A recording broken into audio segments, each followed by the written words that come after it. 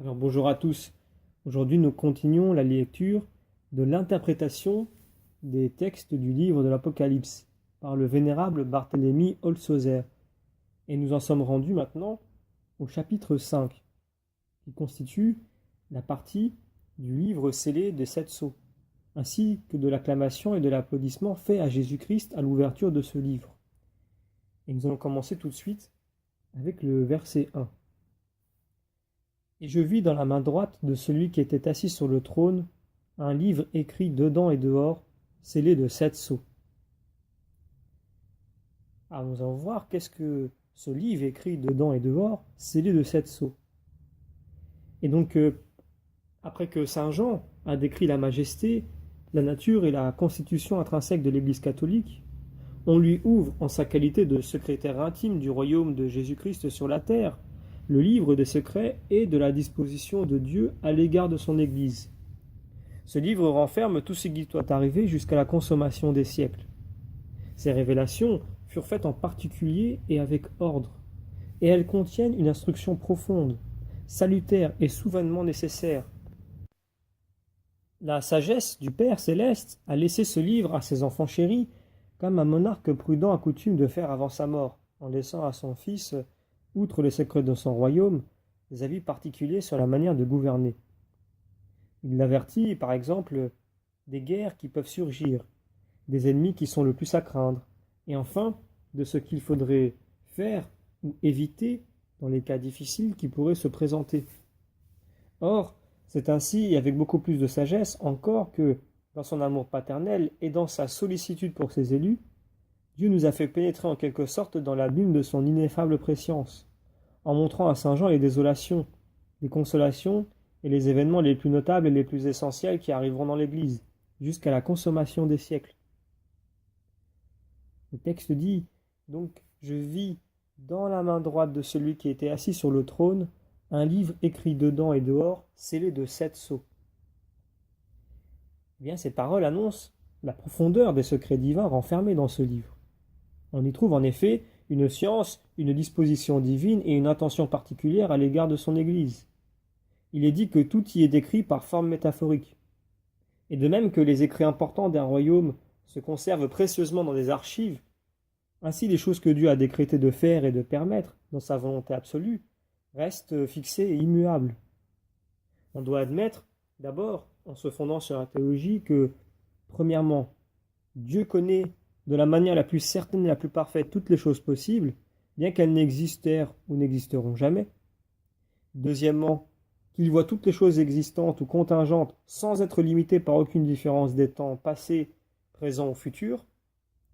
Troisièmement, outre les deux connaissances dont on vient de parler, il en est une troisième qui tient le milieu. Elle se rapporte aux choses qui peuvent arriver conditionnellement.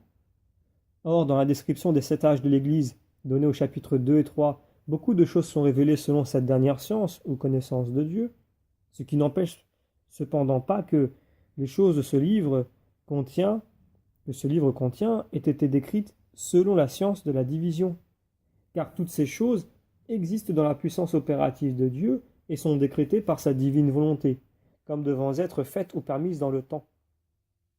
Il est dit que Saint Jean vit ce livre dans la main droite de celui qui était assis sur le trône. Or, la main droite de Dieu signifie métaphoriquement sa puissance opérative. Et de même que nous agissons avec la main droite, ainsi Dieu agit par sa volonté. Car il a parlé et toutes choses ont été faites. Il a commandé et toutes choses ont été créées. Nous lisons dans le livre des Psaumes au chapitre 32. Le Seigneur dissipe les conseils des nations. Il rend vaines les pensées des peuples et il renverse les conseils des princes. Mais le conseil du Seigneur demeure éternellement, et les pensées de son cœur subsistent dans la suite de toutes les races. Et toujours dans les psaumes, ailleurs nous lisons: notre Dieu est dans les cieux, tout ce qu'il a voulu, il l'a fait. Ou encore: parce qu'il a parlé et toutes choses ont été créées, il les a établies pour subsister éternellement et dans tous les siècles, il leur a prescrit ses ordres qui ne manqueront point de s'accomplir. Le texte continue: celui qui était assis sur le trône. Donc il est de nouveau question ici du Seigneur Dieu, c'est-à-dire de Jésus-Christ invisiblement assis sur le siège apostolique, régissant et gouvernant son Église, et étant adoré par tous les chrétiens dans son humanité. Je continue. Et je vis dans la main droite de celui qui était assis sur le trône un livre écrit dedans et dehors.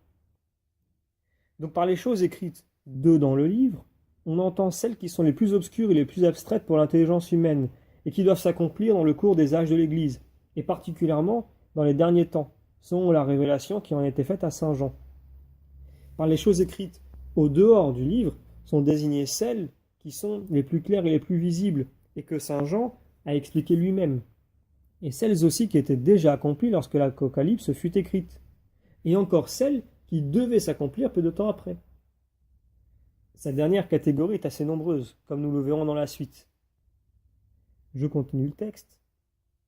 Et je vis dans la main droite de celui qui était assis sur le trône un livre scellé de 7 sceaux. Alors on met le sceau sur les lettres pour empêcher qu'elles ne soient lues. On le met aussi sur des actes, sur des testaments et sur des livres pour leur donner plus d'autorité. C'est ainsi que les rois apposent leur sceau sur leurs édits et veulent aussi que leurs ambassadeurs s'en servent pour accréditer leurs actes. Le sceau de Dieu, c'est sa divine volonté qui cache depuis l'origine du monde et qui conserve comme un secret dans sa pensée ses œuvres divines, admirables ou terribles. Et tout ce qui, par sa permission, doit arriver à son Église jusqu'à la fin des temps. Or, ces secrets de l'Apocalypse, il ne les a révélés à aucun prophète, à aucun patriarche, ni à aucun homme, pas même aux anges, jusqu'à l'arrivée de son Fils Jésus-Christ, à l'humanité duquel il les révéla, en lui montrant ses 7 sceaux et en lui donnant le pouvoir de les briser.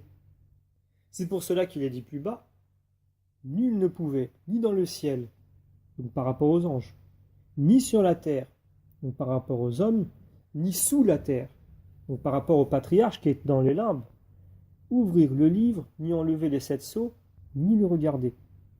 Quoique le sceau ou le secret divin soit considéré en lui-même, il est cependant dit, relativement en dehors, que ce livre des secrets de Dieu était scellé de 7 sceaux, pour signifier la diversité des temps et des âges de l'Église, pendant lesquels Jésus-Christ devait manifester les merveilles et les prodiges connus de Dieu. C'est ce qu'il devait opérer en répandant les 7 dons de son esprit, selon la diversité des temps, des hommes et des âges de son Église, jusqu'à la consommation des siècles, pour le salut de ses élus. Et ce livre est dit encore scellé de 7 sceaux que Jésus-Christ devait priser, pour nous donner un témoignage de la foi et une assurance de l'accomplissement des secrets divins. Donc nous continuons avec le verset 2. Et je vis un ange fort, criant à haute voix, qui est digne d'ouvrir le livre et d'enlever les sceaux? Donc ces paroles expriment la difficulté de comprendre et d'exécuter les décrets de Dieu concernant son Église. Cet ange fort, c'est l'archange Gabriel, dont le nom signifie puissance et force de Dieu. Cet ange est l'envoyé spécial de la divinité et le légat du Christ. Et c'est en cette qualité qu'il annonça l'incarnation du Verbe, donc en Luc chapitre 1 notamment. Ensuite, nous lisons le verset 3. Et nul ne pouvait, ni dans le ciel, donc toujours par rapport aux anges, ni sur la terre par rapport aux hommes, et ni sous la terre par rapport aux patriarches, aux prophètes et aux anciens qui étaient dans les limbes, ouvrir le livre ni le regarder. Car aucune puissance finie ne pouvait pénétrer, ni révéler, ni réaliser des secrets de Dieu touchant l'Église et le royaume du Christ. Il ne fallait rien moins pour cela que la sagesse et la puissance de la divinité. Voilà pourquoi l'archange Gabriel dit, en Luc chapitre 1, versets 31 à 32, « Vous concevrez en votre sein et vous enfanterez un fils, et vous l'appellerez du nom de Jésus. Il sera grand et s'appellera le Fils du Très-Haut, et le Seigneur Dieu lui donnera le trône de David son père, et il régnera sur la maison de Jacob éternellement. » C'est pour cela aussi que les théologiens enseignent dans le traité de l'incarnation que l'œuvre de la rédemption du genre humain ne pouvait être confiée à aucun homme ordinaire, ni à aucun ange. La raison en est que, premièrement, aucun homme ordinaire, ni aucun ange, ne pouvait dignement satisfaire à la justice divine.